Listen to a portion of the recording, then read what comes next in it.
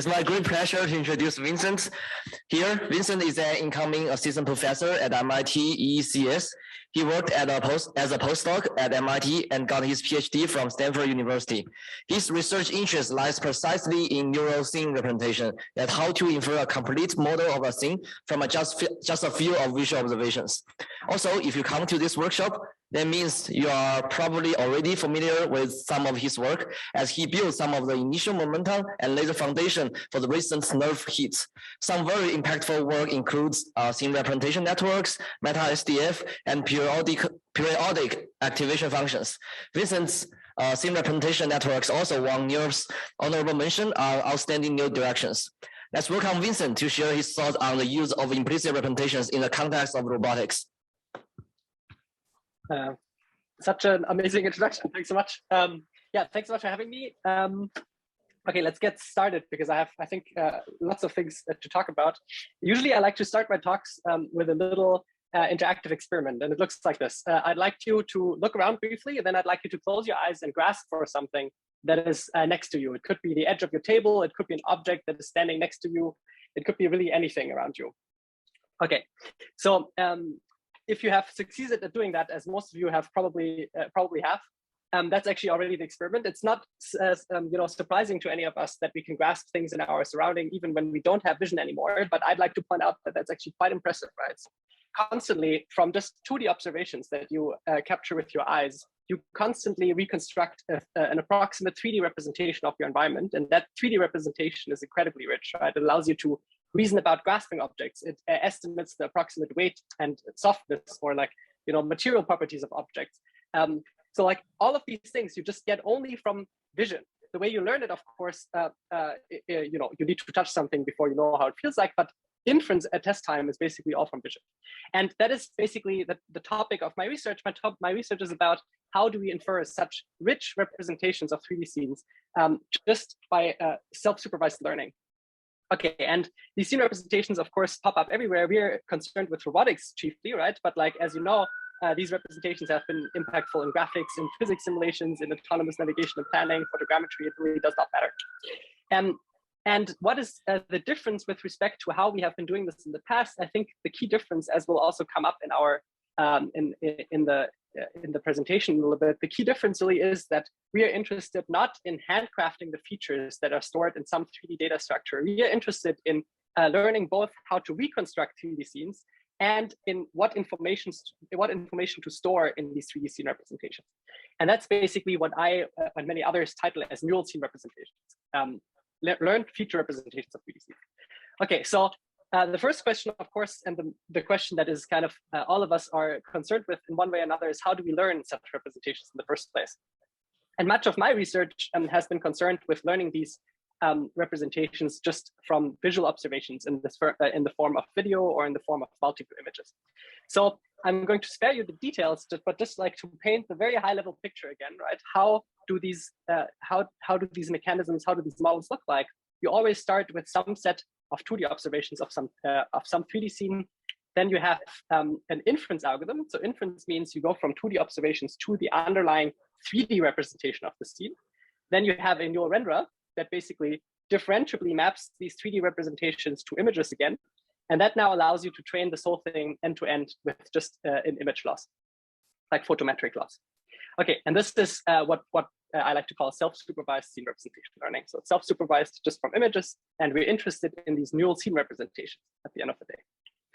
Okay, so first, how do we think about 3D scenes? I'm also going to go through this quite quickly, but I think it's still interesting to repeat this and just to put it in a high-level framework. If we have a scene like this one, right here, we have 2D coordinates, and we have 3 objects and free space, which is gray. How could we parameterize the 3D scene in the first place? And I think generally a very good way to think about this is to think about a 3D scene as a function. And the 3D scene, like the room that you're sitting in, is a function that maps the 3D coordinate to whatever is at that 3D coordinate, right? So all the x coordinates in this little blue square triangle should be mapped to something that says I'm blue and I'm a triangle. All the coordinates in free space should be mapped to some representation of free space and so on. And now much of the recent research that you have seen on nerves and on all of the stuff basically address the question, how do we parameterize this function? There's like lots of work on that just swaps out this representation in varying ways and then sees what happens, right? So one way, of course, is we say we discretize this function, right? Like a voxel grid. We just discretize 3D into a voxel grid, and then we store in the voxel grid features, right? And that's, we had some work on this as well, which was called Deep Voxels in 2018, where we learned these representations also with differentiable rendering. So certainly that's one way to do this, right? Another one could be a point cloud. The reason why arguably we converged to these neural implicit representations, and so we had a paper on this, like Yunzhu said, in 2019 actually, which is called scene representation networks, where we basically parameterize this function, the scene, as a neural network. So this is the basic idea of all of this recent work on neural implicit representations and neural fields. You parameterize the 3D scene, this function that maps coordinate to what is at that coordinate as a neural network. And the reason why we did this is because, well, you can sample it anywhere at arbitrary resolutions. It represents topology, right? Like it represents the surfaces in your scene in a smooth way. You can represent surfaces smoothly rather than discretizing them. And the memory seemingly scales with the complexity of the scene and not with the resolution of the underlying representation, like is the case in the voxel grid. Okay, but the first insight here, like that I want to just highlight again, really there's many different ways of parameterizing the 3D scene. And it bears also, Jiajun mentioned this earlier, it doesn't really matter much sometimes in terms of what's coming next. Because the neural scene representation, right, that's just this one part. And then there's these other two parts. One is the neural renderer.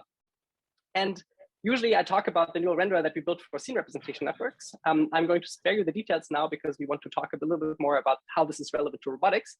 But I mean, all of you probably know like a differential renderer like volume rendering that was used in NERF. There's like these sphere trace renderers, but the basic idea is the neural renderer is this function that takes the camera coordinate and that takes this neural scene representation and then renders out an image in a differential manner. And that's what allows you to train this thing end to end just with images. Okay, we're not going to talk about that much. The thing that I would like to talk about now, because this is very relevant and sometimes also a source of confusion, is this question of how do you do inference? And you guys talked about this earlier in your panel session already. So again, inference is the thing that goes from 2D observations to the 3D representation. Okay, so let's think about this case that many people are tackling. This is this case of you have a single scene with many observations. Like let's look at a little toy example. Okay, you have your scene representation, like you have your differentiable renderer. And now let's say you have like lots of images of this little toy car, like a ShapeNet car or something, and you have the camera poses. Now, all of you probably know this. The way in which you can do reconstruction here is you can just minimize this photometric loss. You just like basically fit your NERF or you fit your scene representation network, right? And this is what this looks like for this little toy car. Because you have all of these images, there is 3D information in this arrangement of images, and you can just overfit your neural scene representation to the single scene, right? And then at test time, you can render it out, and that's amazing. Cool. So much work is focused on this case, right? Like we did this with Deep Voxels, there's NERF, there's Panoxels, there's IDR. Siren is also a form of overfitting, although we didn't do it with differentiable rendering. So this is like very interesting in of itself for sure. But the case that I'm also very interested in is this case of you don't have complete observations. You don't have 50 or 100 images. You just have a single image, like what you have right now, right? You can only see me through this single video stream. If I hold up this little bottle, I'm not sure if you can see it on the screen if my video is there. If I hold up this little bottle, of course, you can think about how you would grasp this bottle or how tall it is, or like, you know, the color, the 3D shape of the bottle. You can think about all of these things, even though you just have a single image. Okay, and if you, of course, try to do this kind of inference that we did before when we had lots of images, which is just overfitting, just minimizing this loss via optimization, then you're just gonna get garbage, right? So this is what this would look like for the single image. And of course, there is no 3D information in the single image. So there's no way to solve this problem. Okay. So now we're getting to the interesting part of this. How then do we do inference? So how do you do inference? How do we do inference? And basically, long story short, is we have to get a little bit smarter about how we structure this inference algorithm that goes from an image observation to our scene representation. Okay, so the first thing that you can think about is, right, you can do it with a CNN. You take a convolutional neural network and it takes an image as input and then it maps it somehow to your neural scene representation. Okay, so we're not going to talk about how that would work exactly, just like how does this behave? And one thing to notice here is if you now train this thing on like lots of scenes where you always have a single image and then you render out novel views and you supervise this model in that way, and now you test it, it works, right? Here's an example. So this was trained on ShapeNet cars. You have like the single image of a single car and you can do novel view synthesis, amazing. But what happens if your image is out of distribution? In particular, what if you zoom in the camera closer to the car or you zoom out the camera away from the car? If your convolutional neural network hasn't seen such an observation at training time, it's going to give you garbage.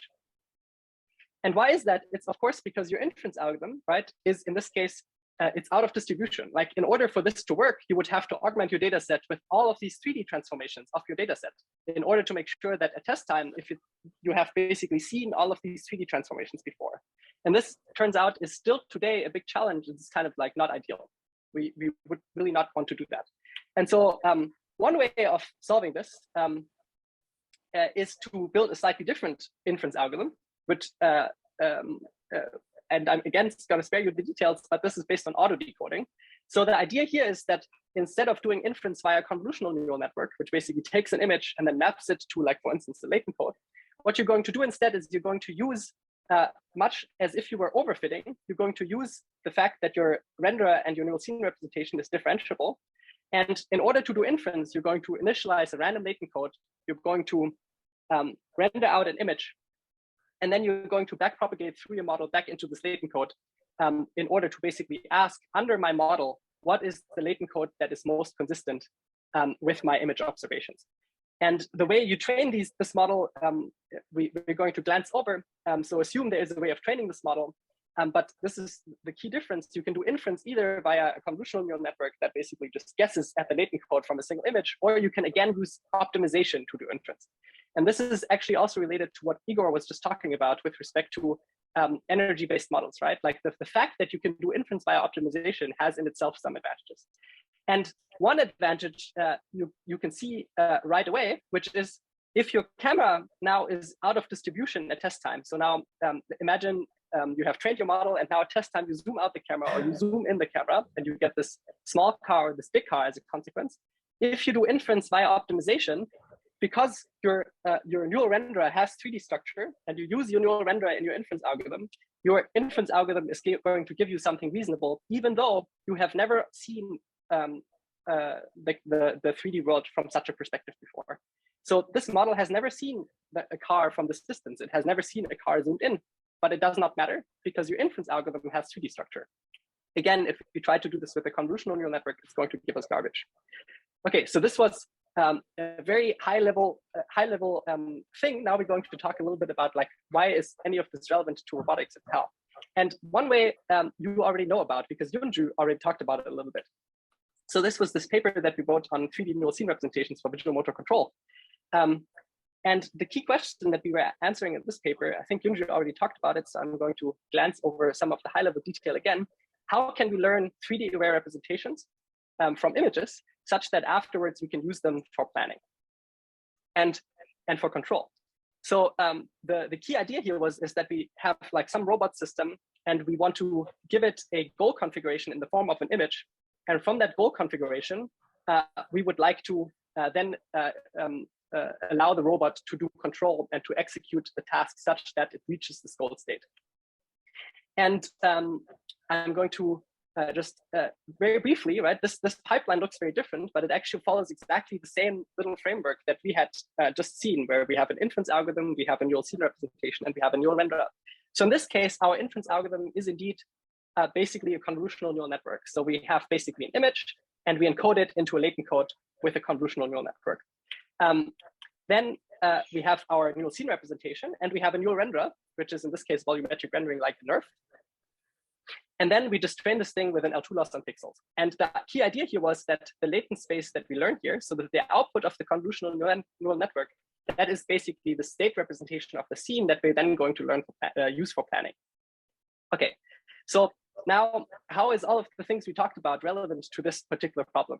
So the problem that one of the interesting parts about this this problem is that if your if your goal configuration is similar to the goal configurations that you have seen at training time, then in general, there's no problem. You would expect this model to just do its job and estimate a good state from this image. So this is an example where the goal configuration was similar to what we trained on, and then you get a goal image, and then at the end you can do control with this. So we gave the robot this goal image, which was similar to the ones it had seen at training time, and then the robot can solve this problem. Amazing.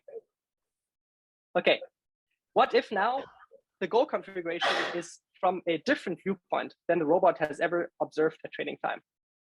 So this is exactly the problem that we just looked at. So now this goal configuration is outside of the training distribution. So the model has never seen the scene from this perspective before. And now this is a problem.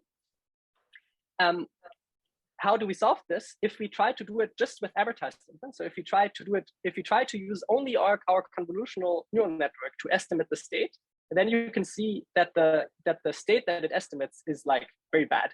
So this is, you can investigate this by rendering the neural scene representation. So you give this to the convolutional neural network as input on the left, and then you get this nerf, and you can render it, and you see the rendering is really bad, very noisy. So what gives? Well, what we're going to do is we're going to do exactly what we just discussed. So instead of just using the latent code as it is, what we're going to do is we're going to refine it using our differentiable renderer and using this auto decoding framework. So we're going to get this initial latent code, which is not that good, but now we're going to use the fact that we have the goal configuration as an image, and we can see the state that we estimated, and we're going to refine our state estimate using optimization at test time. So we're going to optimize our latent code such that our state estimate gets better. And because the optimization does have 3D structure as opposed to the convolutional neural network, we can get a much better state estimate from this process. Okay, so then here's what this looks like in practice. So this was the input image, which the convolutional neural network hadn't seen before. Before you do this optimization at test time, you can see that the state estimate was completely wrong. After you did the optimization at test time, you can see that the state estimate was correct. And this we also tested this for a bunch of other kind of scenes, but it does not matter. And what that then translates to in practice is that you can still do control even though your data is far out of the distribution at test time. So here's what this looked like. So this is the goal image. This is and now this is the control that the robot that our system performed. And you can see that we succeeded at this task, even though this goal image was completely out of distribution. So long story short, what is the key takeaway? The key takeaway is that if you want to, if you want to solve real-world problems, you have to really think about the case of out of distribution observations. And some of these cases, of course, you can't do much about, but it turns out whenever you deal with out of distribution things that are due to 3D transformations, such as this one, like you get a camera perspective that you have never seen before, there are ways of addressing this by building structure into the inference problem. Cool.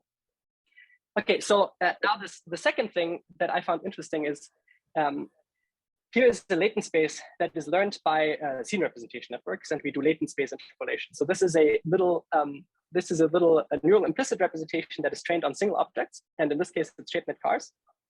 And so every car has a little latent code, and at test time, you can do, after you learn this latent space, you can interpolate the latent codes. And why am I showing this? I would like you to pay a little bit of attention to like how these interpolations look like. So we have this car here, and then as you interpolate it with this long stretch limousine, you can see that the wheels of the sports car turn into the wheels of the limousine. It is not the case that the wheels of the sports car, for instance, go away, or like vanish, and then they pop up again. You can see that this interpolation is rather smooth.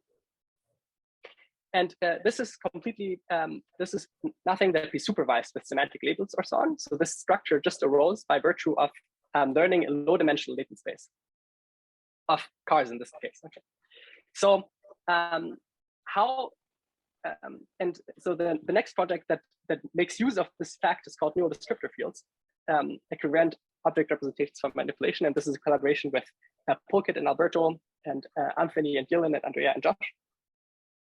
And the key takeaway from this next little segment should be that I find oftentimes people think about these neural scene representations and these neural fields, and they think about accessing the properties of the underlying scene that are easily accessible via, for instance, the neural renderer. So for instance, of course, you can train a nerve, and then you can use the geometry and the appearance that is encoded in your nerve to do some downstream planning. And that's great. You can definitely do that. That's cool. The point is that if you generalize across scenes and you learn a latent space of scenes, then there's another very valuable part of your representation, which isn't these things that you can directly access, that you can directly decode from your neural field.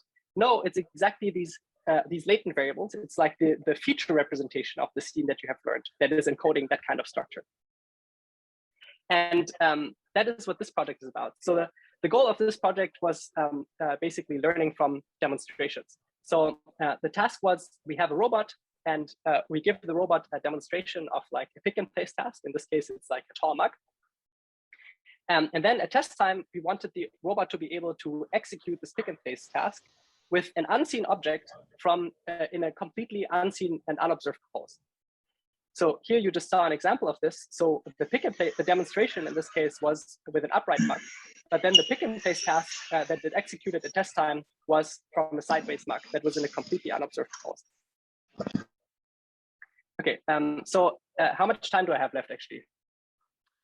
I think 7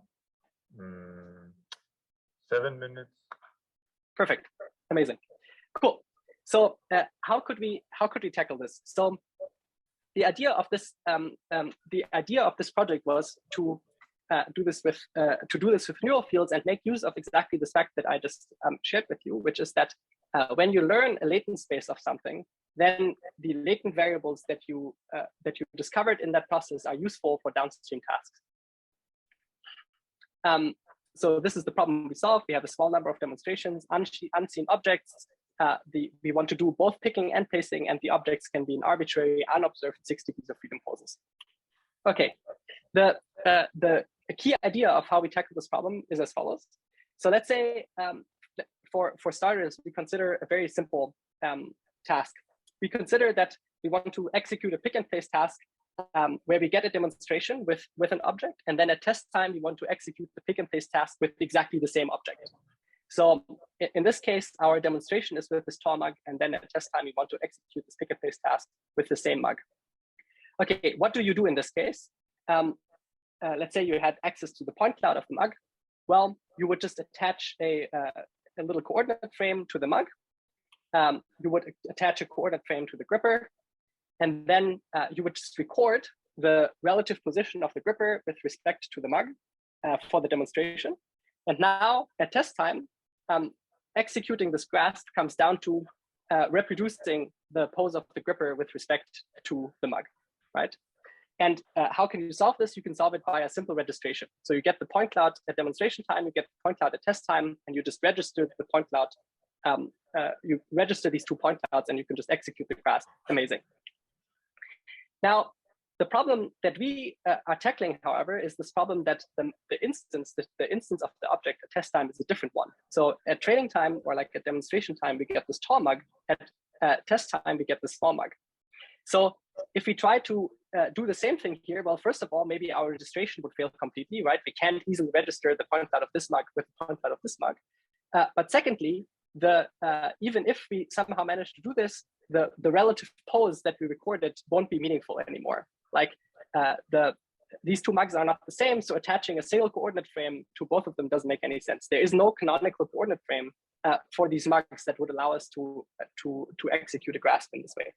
So the key idea here is what we want to do instead is we want to attach local coordinate frames to the feature that we're interested in. So in this case, what we really want to do is we want to attach a local coordinate frame to the rim of this mug, and then we want to find that local coordinate frame again for the small mug.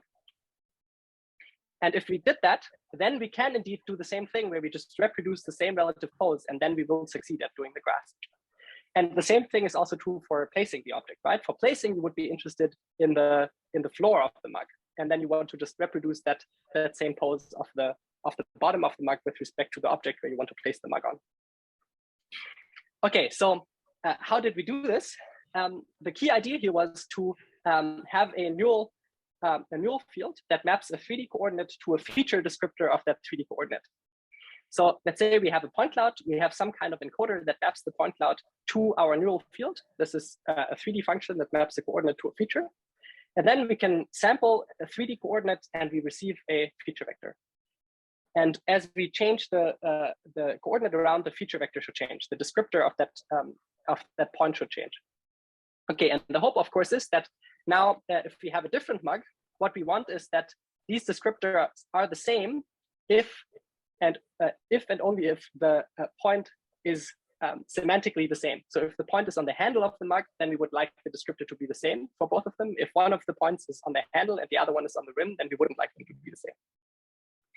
So the first question is how you train such a function. And for details, I'll refer you to the paper, but the key idea is that you don't actually have to train to supervise this with similar descriptors or with similar correspondences. The key idea is, as you had seen in the earlier experiment, that by learning a latent shape of these shapes, you are already getting this for free. That's the reason why in the earlier example, the wheels of one car turned into the wheels of the other car, because this model, just by virtue of learning a low-dimensional latent space, already discovers these correspondences. So what we actually did is we just pre-trained an occupancy network from Mestre et al. And then we used the features in that occupancy network as the descriptor. Okay, that's cool. So it turned out that was already good enough. Now, the second problem we had to solve is, what if the mug at test time is in a different pose than the mug at training time? And that problem is a little bit harder to solve because, of course, your inference algorithm, if you don't tell it about the poses of these mugs in some way, doesn't understand that this is like a mug that is somehow rotated, a rotated version of another mug that would be upright. So there is no understanding of pose in this model, and this can be fixed by making use of an SE3 equivariant neural implicit representation. And in this case, we used an algorithm called vector neurons. And what this basically just means is that what you want is that if you rotate the point cloud, that is the input to your model, then the neural field that you're inferring also rotates. That's what SE3 equivariance means in this case. So it means that if I take a point cloud and I rotate the point cloud, I want to guarantee that the neural field that you're inferring also rotates. In other words, if I have a point cloud and I have a point and I rotate both of them, then what should happen is that on the output, if I have my neural field and I sample it with that point and I rotate both and I rotate the point around together with the point cloud, then the feature shouldn't change. And that's exactly what we did. So we used an architecture called vector neurons, which has exactly this property. And then it turns out, coming back to energy-based models, like Igor just talked about, then it turns out that after all is said and done, how can you find these correspondences now? Let's say you get a point cloud and you get a target point. So this is the point where you want to, for instance, where you grasp the mug on your demonstration. And now you get a new point cloud of a new mug. What you do is you search for the coordinate such that the descriptor is the same. So basically, these two descriptor fields that you get from these two point clouds, they induce an energy landscape. And the minimum of that energy landscape is the point where you want to grasp that new mug. Cool. And so here you can see some of these energy landscapes. So for here we annotated, or like we annotated the handle of this mug in the demonstration. And then at test time, you can move the mug around, you can rotate the mug. And as you can see, this energy just rotates without any artifacts. It rotates perfectly together with the mug. And this is really cool. Okay, and I think actually this was the key idea. There's another trick in the paper how you now generalize this to poses, but in the interest of time, we're going to skip this. But basically, the key idea is that you can now generalize this to gripper poses instead of just points, and then you can regress the pose of the gripper instead of just regressing a single corresponding point. And then basically, I'm going to skip all of this. Then basically, you get this output that I showed earlier, where you can record a demonstration. that is a pick and place demonstration of this object. And now you get a new object at test time. And from that new object, you can infer this neural field of descriptors. And now by minimizing this energy, you can find the point where you want to grasp this mug. And it works for small mugs, it works for tall mugs. And the interesting thing here is that we really didn't do any training other than fitting our neural field on 3D shapes. So there was nothing here that is like, we didn't supervise correspondence. We didn't have any training for policies. We didn't have any kind of, any additional training over just learning this latent space of neural fields. That's it. And I think this is quite cool. Okay, so maybe in the last 2 minutes, what I want to briefly mention is, so we have a, if you're interested in like an overview over neural fields, by the way, we have this review article, Neural Fields in Visual Computing and Beyond, which I encourage you to look through. Okay, so what's next? Where are we going with all this neural field stuff? So I talked about two projects. There's of course amazing work, even at this workshop, about using neural fields for robotics. What is some of the promises of neural fields? So we have a paper forthcoming where we use neural fields again for single shot 3D reconstruction. And this works by inferring a ground plan of a 3D scene. Imagine you have a table and I give you a single image of the table. And what you do is you basically infer a bird's eye view of features of that table. And then you can decode that into a nerve. And we show that from a single image, you can infer a 3D representation that with some tricks is actually already disentangled into parts that are movable and parts that aren't movable. So into static and dynamic parts of the underlying 3D scene from a single image, right? So you have this single image as input, and from that single image, you get this 3D representation out. And that actually, again, just by virtue of learning this latent space, this is incredibly powerful. You can do things like identifying objects by just looking for objects that are movable that aren't touching each other. This is like a very simple heuristic, but it turns out that's enough to, in many cases, to already figure out different objects. You can use this for localization. You can use this for editing the 3D scene. And I think using representations like this one that are really inferred from a single image, from incomplete observations for robotics is very powerful. So this is something that, that I'm very interested in. We also had this paper on learning these neural fields that are not decoding into colors and geometry, but instead are decoding into the features from some foundation model, such as Dino. And this is work with Sosuke Kobayashi and Eiichi at Preferred Networks. And you can see that without going into detail, you can basically learn a 3D representation that has the features that you would get from a foundation model. This is basically taking the features that are learned from foundation models in an unsupervised way and porting them into 3D. And you can do lots of cool things with these, such as editing, but I'm sure you could also use this for robotics. This is very exciting. And then I think I'm out of time. So I'm unfortunately going to have to skip this, which is like a very exciting thing. But like long story short, everyone is thinking about using 3D structured neural scene representations that map 3D coordinates to something else. But I actually think that there's lots of potential of thinking about neural fields in other spaces, such as in the space of rays, like mapping an oriented ray directly to the color observed by that ray, which is a 4D function. And we use this for rendering and light field networks. But I think many of these problems in robotics, such as trajectory planning, would also profit from thinking about neural fields in higher dimensional domains. Okay, I think I'm out of time, so I'm going to skip all of this. Thank you so much for listening. I hope it was informative. If you have any questions, feel free to write me an email or to ping me, and come work with us at MIT. Thank you. Thank you so much for this demo.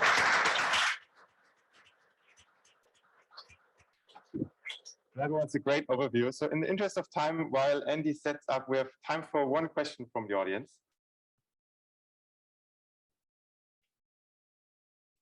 One? Okay, then I have a question. So where do you think in all this the biggest bottleneck is? So is it data, diversity of data, that these representations might not be trained on a diverse enough set of scenes, or do we still need more powerful neural fields themselves? Yeah. So what's your take on that? Yeah, it's a great question. So I think there's a few interesting directions that require work direly. The first one is we still haven't really nailed this single shot 3D reconstruction kind of work. And that's of course important because many times we really have very incomplete observations, and from those we want to do planning, we want to manipulate a scene from incomplete observations. So how do you reconstruct from incomplete observations is still a standing problem, although I think it might be something we'll solve in the next 5 years for sure, and to the degree that it works reliably, reasonably well. I think another interesting problem is how do you deal with dynamic scenes? Because in the real world, the scene usually moves when you move your head or when you move your camera. And that's actually important to how you learn about manipulating scenes, right? If you see something move only once, you know that this is potentially an object that you could manipulate or that you could move or that you could use as a tool. But in order for us to put that into our representations, we need to be able to reason about motion of objects in 3D. And of course, there has been some work on this, which is very exciting. But still, this problem of like doing this for just a video and doing this reliably is I think still a standing problem. And if we were to solve that, I think that would help us a lot for manipulation as well as learning what objects to manipulate and in which way to manipulate them. So I think these are two very interesting directions that would be worthwhile to investigate. Thanks a lot. I love these directions.